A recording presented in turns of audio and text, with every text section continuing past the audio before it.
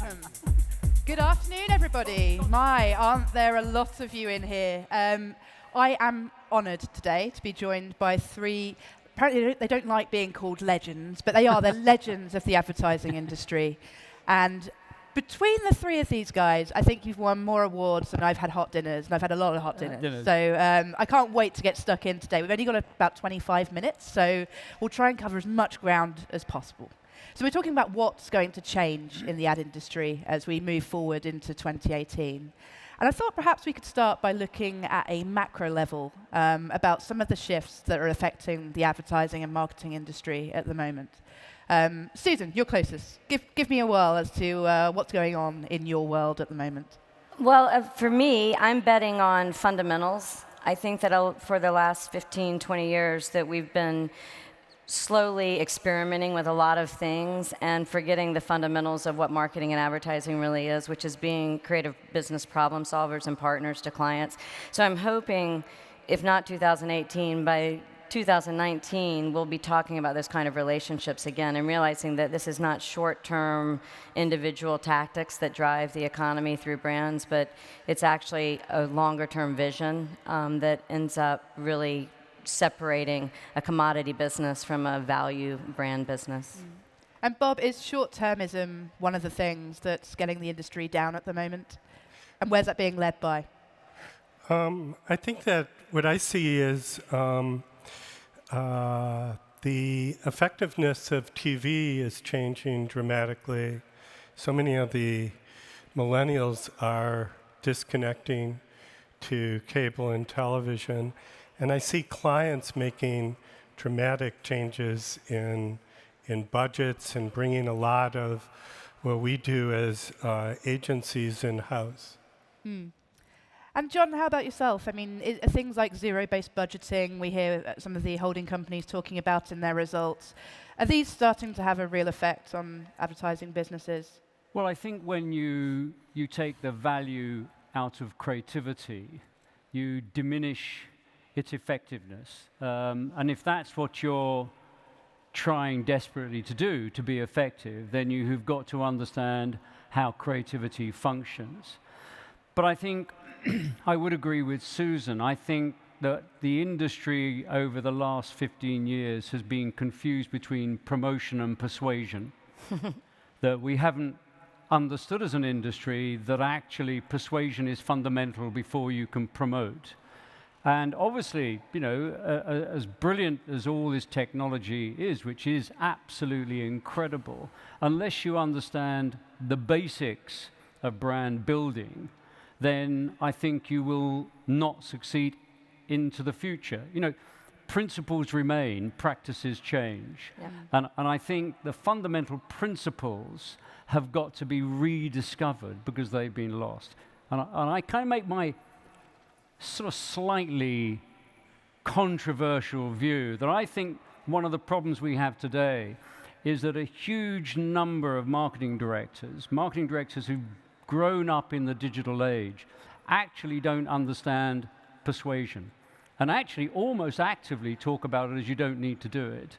And I think that's something that brands are going to come crashing down when they don't realize that they're building those values that actually sustain them in the marketplace. So my prediction is, in a kind of way, a bit like fashion, it always comes round, but it never quite comes round the same way, that we'll get back to understanding the basic principles of where you persuade, how you promote.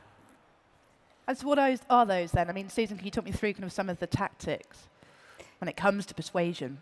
Well, I actually think persuasion is a lot about a brand fundamentally believing in something that they provide that helps a human tell their story.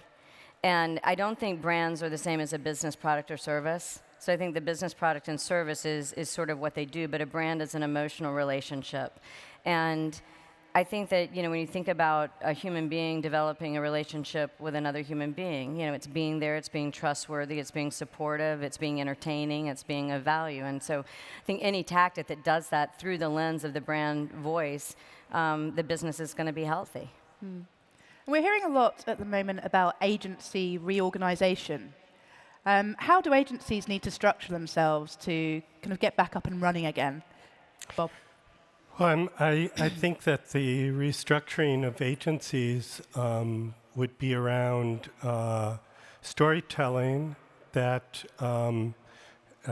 is connected to systematic thinking. And those two things are largely about the new platforms that have presented themselves in just the very most recent couple years.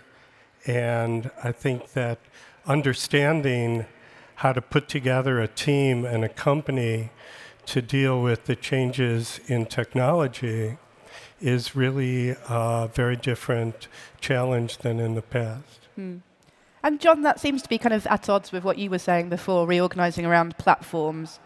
Would you agree? Well, I sort of agree with that, but in a way we always used to do that. You know, there were some people who were great at writing TV. There were other people who were brilliant print art directors and writers. We always, I mean, we didn't completely organize around platforms, but in fact that sense of organizing around a platform was always there. I mean, the thing today we have is there are so many platforms, which is brilliant. I think it's fantastic, but it requires an elevating of the creative voice in the agencies. I think one of the things that's happened over the last 15 years is the creative voice has been drowned out by a kind of platform voice. And, you know, to be actually perfectly honest with you, I don't catch fucking platforms. I get ideas.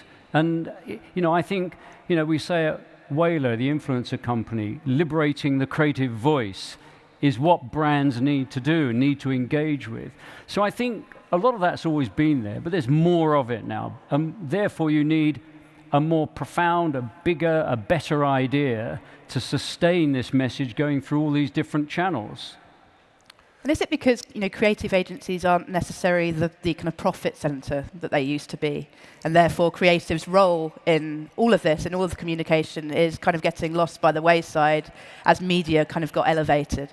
Well, I think the difference is it actually is an unrealized profit center, that the value of a brilliant idea over time, we just don't know how to charge for it. And we, you know, lamely did it through how much media you would put behind an idea in the past. We lamely did it through how much you would put to, you know, to make an idea, so the production dollars that you would invest in an idea. But neither of those really fundamentally captures the value of a brilliant creative idea, and especially over time. When you look at brands that are using an idea that was created 20 years ago, that the creative agency that came up with that is not being paid for that. Right, so you worked on M&Ms in the past, for example, and we're still seeing the M&Ms characters today.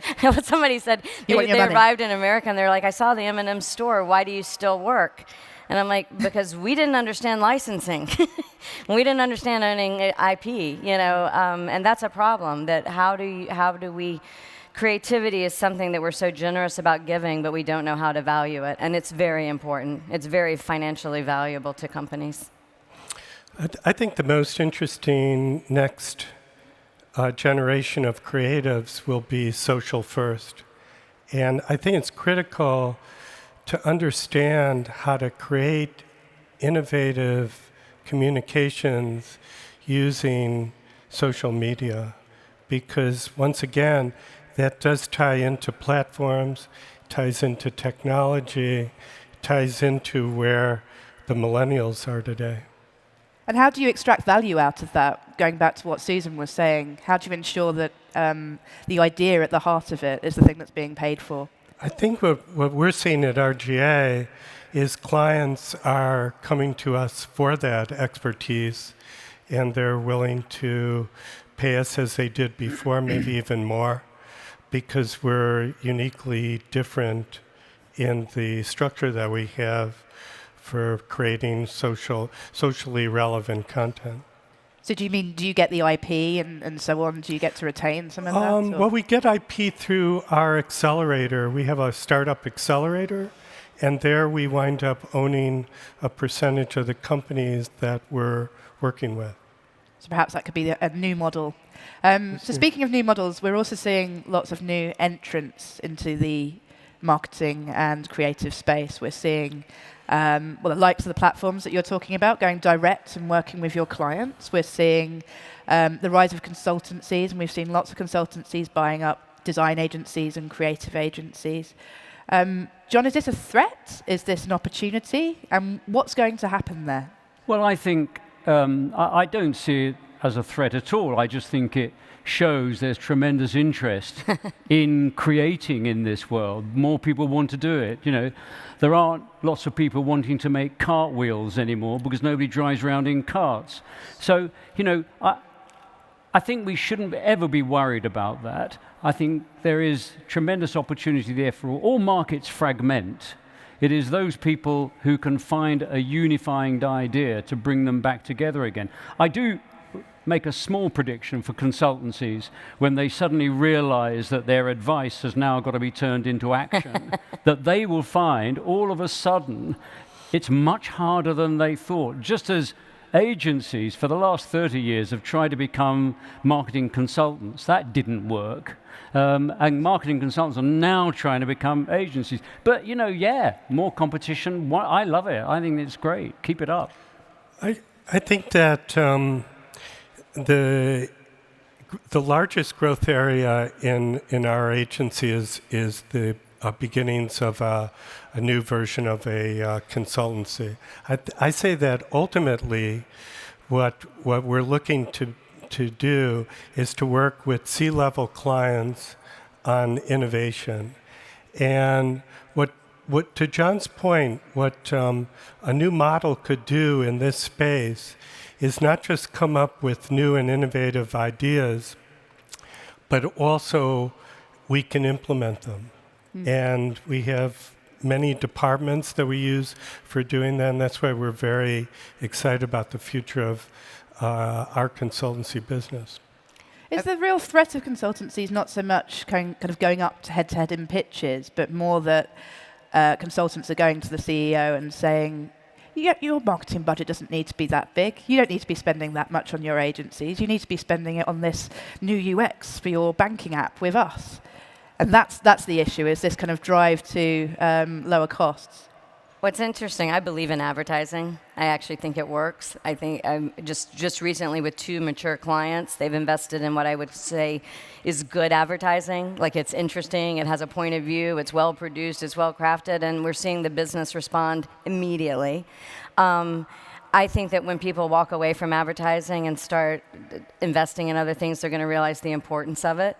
So, I'm actually, it's going to be interesting to see when you keep moving further and further away from investing in marketing and advertising, what it will do to your business. And I don't think the outcome is great. It's not an or thing, it's an and thing. But I was saying to somebody, they're like, what's FCB going to be in the future? I said, it's going to be an advertising agency, and it might be the only one. So I think we're going to get a lot of business because nobody. Yeah. But it is interesting that everybody who's not in advertising seems to want to be in the advertising business, which I take as, why are we going to give away what we do that's very valuable and very important? And the one thing I will say about creativity is that everybody goes, yeah, and we're going to do the creative. It is not that, as John said, it's not that easy. It's a skill set. It takes practice every day on any of these platforms. But more importantly, it takes a creative culture. And we spend so much time creating the right kind of things so that creatives and creativity can respond and exist and thrive. And you can't just throw a bunch of creatives into a non-creative culture and expect them to be brilliant. So we might see the return of some of that talent that we hear is going to consultancies or going to Google and Facebook. You think they'll come back to the ad business? Do you think they'll come back to the ad business? Well, I personally think, in essence, advertising is, look up the word in the dictionary. It says talking to people, and talking to people is fundamentally important. If you're a brand, then you want to communicate to as many people as possible. And actually, in essence, you've got to find some way of broadcasting, because broadcast actually does what it says. It casts your net broadly.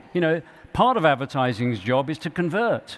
Yes. I don't ultimately know where my market is. I don't know how I'm going to ultimately expand that market. Broadcast is one of the ways you do that. You know, I always say that the most stupid thing ever said about advertising was that line, 50% of my advertising is wasted, nobody can tell me which 50%.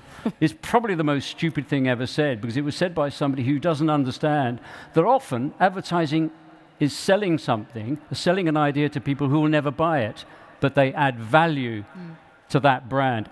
And in the end, if our job is to add value to a brand to make it more effective, then at some point in time, broadcast, however you want to define it, you know, there are lots of ways of defining it, becomes fundamentally important. And that goes back to persuasion and promotion.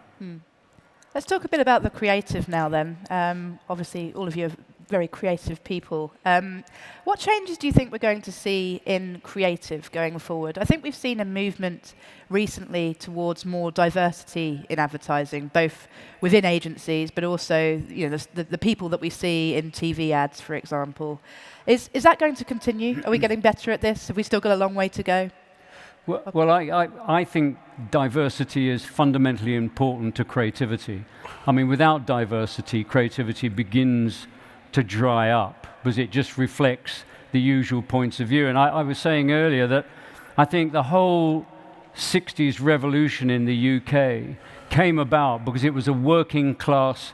Suddenly the working classes could actually have a voice. You know, the Beatles were working class. Film directors came from the working classes. Photographers came with a completely different perspective, and they changed creativity. So that diversity is crucial to creativity. You know, jazz comes out of a mix of kind of, you know, black music, a bit of kind of, you know, folk music, a bit of all those influences, mostly black, created then rock and roll. I mean, that was diversity, and without that, we'll become very, very dry. We need more diversity. Yeah, I would say in the States, what's happened is because it almost feels like there have been rules set up, whether it's through testing, formulas, the same types of people, you know, contributing, that it's gotten formulaic. And I think diversity coming in, I'm excited because I do think that we're going to break a lot more rules and we're going to be open to more ways of expressing ourselves creatively. So I cannot wait. I think at our company, we're very interested in anything that's creatively driven. But I think the new creatives are a mixture of creativity and technology. And so for somebody to work at our company now, they really have to have a very good understanding of both. So we're almost at the end of our session now. Yeah. Let's talk about some reasons to be cheerful. Going into 2018, what still gets you out of bed in the morning and makes you thrive and makes you happy to work into this industry? What are you looking forward to in 2018? Start here? Yeah. You go first. Well, I think I just love brilliant ideas. I love brilliant ideas executed wonderfully that talk to a very, very broad audience. And when I go out and I say I work in advertising, I don't live in advertising, and I talk to people on the street and they start talking about something they saw recently, that gives me a huge buzz. And I think, you know, advertising or communication must become a part of culture. And in that way, it becomes even more effective. That's what I love seeing. And I'm seeing a bit more of that happening now. Certainly in the UK. I can't talk about America, but certainly in the UK. That's what gets me out of bed. I became very interested just while I was here at just how many new RFPs we have.